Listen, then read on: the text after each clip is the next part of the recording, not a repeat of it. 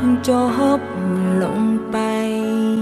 คำบังคิงหัวใจเต้นคอยลงทุกนาทีจากสิวจังใดกับชีวิตที่เหลือจากนี้มันลมหายใจที่มียังคิดฮอดแต่อายหูอยู่ว่าอายเศร้าหักหูอยู่ว่าอายมีเขาแต่เป็นยังใจของเฮาจังลืมอายบ่ได้สักที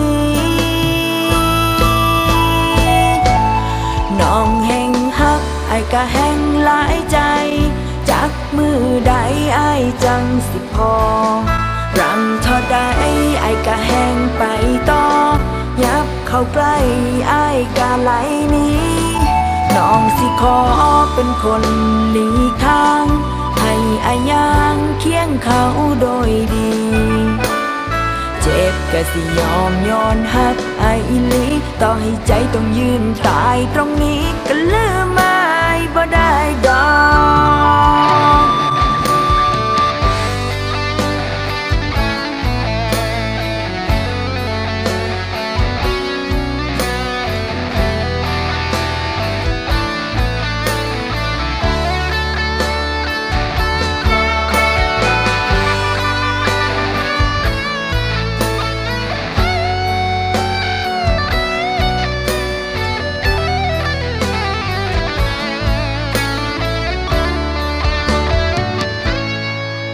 หูอยู่ว่าอายเศร้าหัก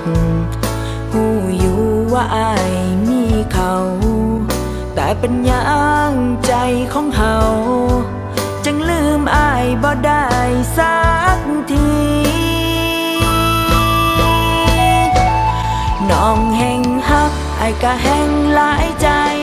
จักมือใดอายจังสิพอรังเท่าใดอายก็แห่งไปต่อยับเข้าใกล้อายก็ไหลหนีน้องสิขอเป็นคนหลีกทางให้อายยังเคียงเขาโดยดีเจ็บก็สิยอมย้อนฮักอายอีหลีต่อให้ใจต้องยืนตายตรงนี้ก็ลืมอายบ่ได้ดอกบอกน้องแน่สิให้เฮ็ดจังใดอายจังสิเศร้าหลายใจอยากได้ไอ้คืนมาฮักกัน